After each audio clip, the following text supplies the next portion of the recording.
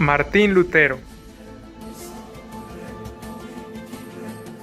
Nació el 10 de noviembre de 1483 en el electorado de Sajonia del Sacro Imperio Romano Germánico, actualmente Alemania. Estudió en Erfurt y obtuvo su grado de Majestic Artium en 1505. Pero debido a un suceso que marcó su vida, se consagró a la Iglesia y en 1507 se ordenó como sacerdote. Siendo ya sacerdote, en 1511 es trasladado a Wittenberg, en donde realizó su doctorado en teología. A medida que aprendía más sobre la Biblia, le empezaron a surgir cuestionamientos y comenzó a darse cuenta de lo desviado que estaba el papado. Por ello, y por una campaña masiva de venta de bulas papales que emprendió el Vaticano, Lutero se harta y en 1517 clava sus famosas 95 tesis en la puerta de la iglesia de Wittenberg, haciendo así públicas sus críticas e ideas sobre la Iglesia Católica. En estas tesis, Martín evidenciaba todos los errores y excesos cometidos por la curia romana y el Papa, lo cual le valió ganarse el odio de Roma y con ello tener que pasar por una serie de juicios injustos que finalizaron con su excomunión de la Iglesia y puesta en la cárcel. Pero eso no fue suficiente para detener el inicio de una serie de revoluciones armadas y de conciencias que se esparcirían por todo el mundo a consecuencia de los actos de Lutero, actos que ponían en jaque a las más altas cúpulas de poder de aquel entonces. Pero alto, hagamos una pausa y entendamos por qué es que tuvieron tanto impacto las ideas de Lutero. Habíamos dicho en un principio que Lutero vivía en el Sacro Imperio Romano, el cual se componía por un emperador quien era regente general de la nación, al cual, por cierto, lo designaba el Papa, y debajo de él estaban los príncipes y duques, que eran regentes de una porción del territorio imperial. Juntos todos ellos formaban el gobierno del Gran Imperio. Pero no todo siempre iba bien. El emperador, a diferencia de los demás reyes de Europa, no tenía el control sobre los príncipes y duques, por lo que constantemente estaban en conflicto, y debido a ello el emperador recurría al Papa para poder poner orden. ¿Y por qué recurría al Papa? Por la sencilla razón de que durante esa época la Iglesia tenía el control total de la vida espiritual, política y académica. Ahora entiendo por qué el Papa ponía al emperador.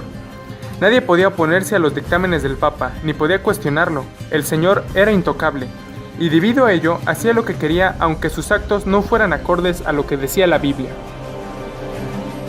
Es comprensible porque al buen Martín no le caía bien el Papa, y sobre todo por qué se lo opuso tanto. Pero bueno, sigamos. ¿Recuerdan que les dije que nuestro amigo Martín fue todo un revolucionario? Pues así fue.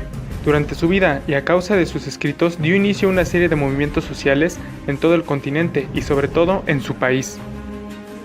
Fue el iniciador de la Reforma Protestante.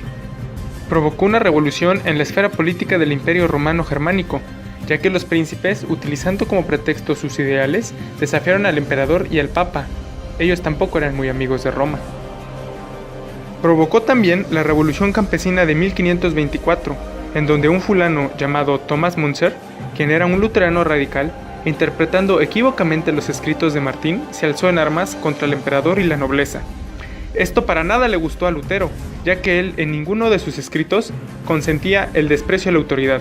Al contrario, él creía que uno tenía que aguantar las injusticias del gobierno y rogar a Dios para que él fuera quien las solucionara.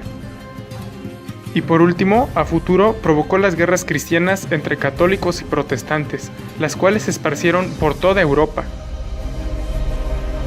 Creo que después de todo, él nunca tuvo la intención de crear caos y guerra. Algo me dice que sus seguidores fueron quienes lo hicieron. Pero bueno, para bien o para mal, las acciones de Lutero y de sus seguidores tuvieron consecuencias. Como por ejemplo, el haber sentado las bases de todos los movimientos protestantistas de Europa. Impulsar la reforma que a futuro la Iglesia, más a la fuerza que a gusto, tuvo que realizar.